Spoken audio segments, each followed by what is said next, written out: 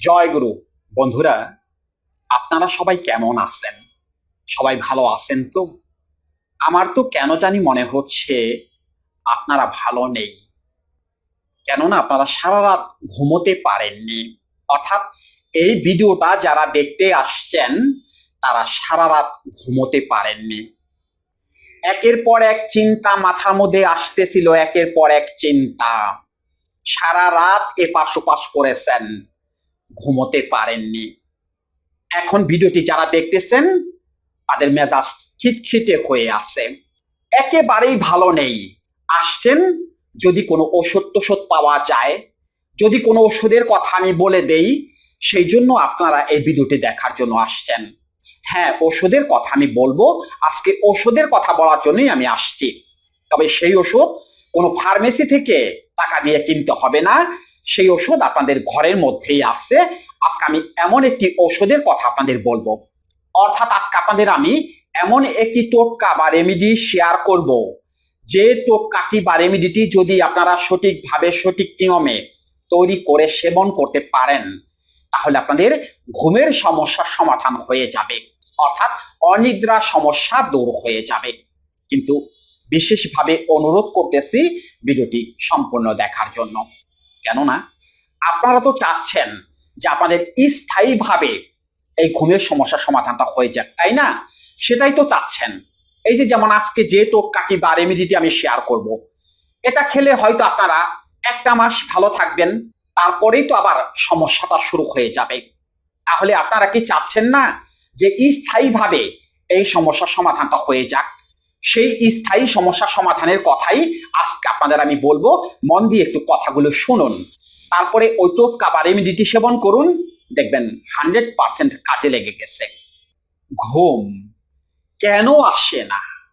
অর্থাৎ আপনাদের কেন ঘুম আসে না, কারণটা কি? কারণটা একটু আগেই বলছি। মাথার মধ্যে একের পর এক চিন্তা আসতে থাকে। ওগুলোকে অবশ্য চিন্তা বলে না, ওগুলো হলো দুশ্চিন্তা। চিন্তা হলো পজিটিভ চিন্তা, যেগুলো আমরা করে থাকি, সেগুলো আমাদের মাথার মধ্যে আসতে থাকে। আর আপনারা যেগুলো করে থাকেন সেগুলো হলো দুশ্চিন্তা, অর্থাৎ নেগেটিভ চিন্তা বা নেগেটিভ থট আপনাদের মাথায় একের পর এক আসতে থাকে। যত রাজ্যের কথা ঘুমোতে গেলে মনে পড়ে যায়। এক অসহ্য যন্ত্রণায় সারা রাত ছটফট করতে থাকেন। আপনাদের মধ্যে এক ধরনের ভয় কাজ করে, যদি ঘুম আজকে না আসে, যদি ঘুম না হয়, এরকম এক ধরনের ভয় আপনাদের মধ্যে কাজ করে। যারা ঘুমের ওষুধ খাইতেছেন তাদের মধ্যে কি এই ভয়টা কাজ করতেছে না? তাদের মধ্যে কি চিন্তা হয় না যে আজকে যদি ঘুম না আসে, ওষুধ খাওয়ার পরেও যদি ঘুম না আসে? এরকম চিন্তা হয় না? এরকম চিন্তা হয়।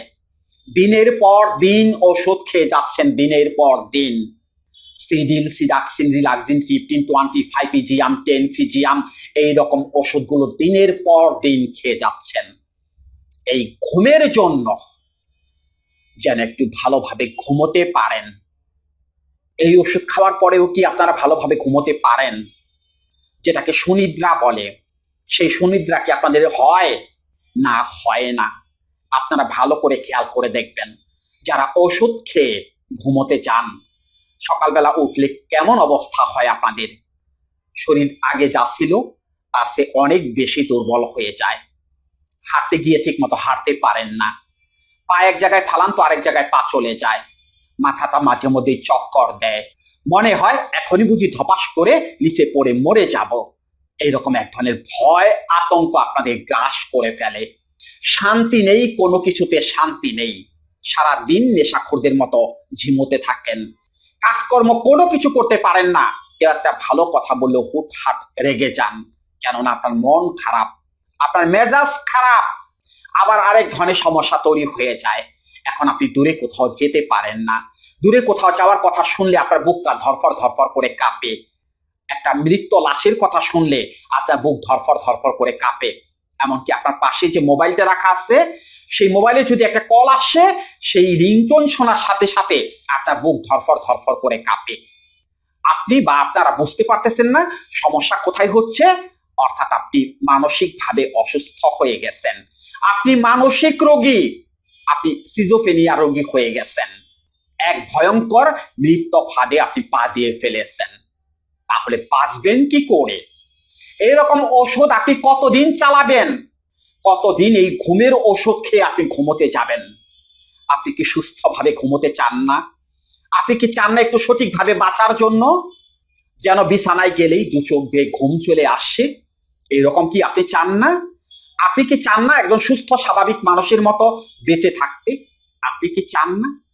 আপনি চান, কিন্তু আপনি পারতেছেন না। মেইন কথা হলো আপনি পারতেছেন না। আপনি আপনার চিন্তাকে বন্ধ করতে পারতেছেন না, যার কারণে আপনি সঠিকভাবে ঘুমোতে পারতেছেন না। একের পর এক চিন্তা মাথার মধ্যে আসতেই আছে, সেটাকে আপনি বন্ধ করতে পারতেছেন না। অর্থাৎ আপনি একজন ভয়াবহ মানসিক রোগী। এই মানসিক রোগ থেকে আপনাকে বের হয়ে আসতে হবে। মানসিক রোগ থেকে আপনাকে মুক্তি পেতে হবে যদি আপনি সঠিকভাবে ঘুমোতে চান, বা যদি সুনিদ্রায় যেতে চান, তাহলে মানসিক সমস্যার সমাধান করতে হবে। এখন মানসিক সমস্যার সমাধান কি ওষুধ খেলে হবে?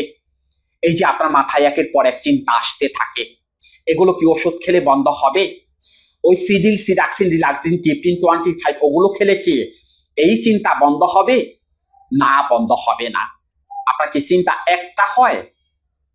একটা চিন্তা মাথায় ঢুকে গেলে সেই চিন্তার মাথা থেকে বের হয় না।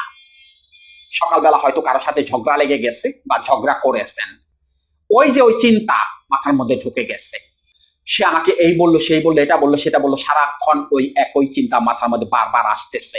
আমি তাকে এই করে ফেলবো, সেই করে ফেলবো। দেখা গেল রাগে আপনি থর করে কাঁপতেছেন, কিন্তু আপনার পাওয়ার কিন্তু জিরো, পাওয়ার কিন্তু নেই। আপনি একা একা থর করে কাঁপতেছেন। কিসের কারণে? ওই মনের অস্থিরতার কারণে, মাথা গরমের কারণে। মনের মধ্যে প্রশান্তি নেই, একদম মনের মধ্যে প্রশান্তি নেই। শুধু কি এগুলো হচ্ছে, এই দুশ্চিন্তা হচ্ছে? তা না তো। প্রত্যেকটা জিনিসে সন্দেহ করতেছেন, প্রত্যেকটা জিনিসে।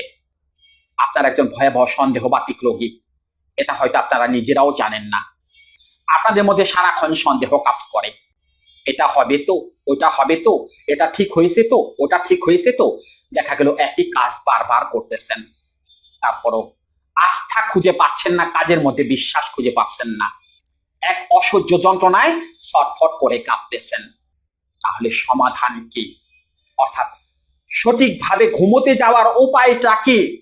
ক্লিয়ার কথা, মানসিক সমস্যার সমাধান করে ফেললেই ঘুমের সমস্যার সমাধান হয়ে যাবে। সেটা তো ওষুধ দিয়ে সম্ভব না। ওষুধ খেয়ে তো মানসিক সমস্যার সমাধান করা যাবে না। আপনাকে যদি একটা ট্যাবলেট খাওয়াই দেওয়া হয়, যে ট্যাবলেটটা আপনি খান, আপনি আর একই চিন্তা বারবার করবেন না, আপনি আর মনের মধ্যে কোনো সন্দেহ রাখবেন না, আপনি আর রেগে যাবেন না। আপনি পারবেন? ওষুধের কি সেই ক্ষমতা আছে? না, ওষুধের সেই ক্ষমতা নেই। আপনার সমস্যাটা হলো মনে, অর্থাৎ আপনি মনোদৈহিক রোগে আক্রান্ত। তাহলে মনের রোগের কি কোনো ওষুধ হয়? আছে? আজ পর্যন্ত কোনো বিজ্ঞানী মনের রোগের ওষুধ আবিষ্কার করতে পেরেছেন? না, মনের রোগের কখনো কোনো ওষুধ হয় না। তাহলে করতে হবে কি? অর্থাৎ এই ঘুমের সমস্যার স্থায়ী সমাধান কি?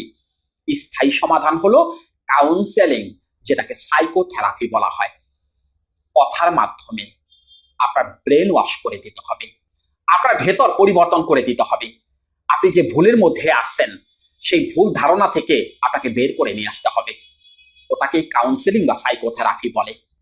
প্রত্যেকটা ভিডিওতে এই মানসিক সমস্যা সমাধানের জন্য কাউন্সেলিং এর কথা বলি, আপনারা কি বুঝতে পারেন না? নাকি আপনারা জানেনই না যে কাউন্সেলিংটা কি? কাউন্সেলিং হলো কনভারসেশন, কথা বলা।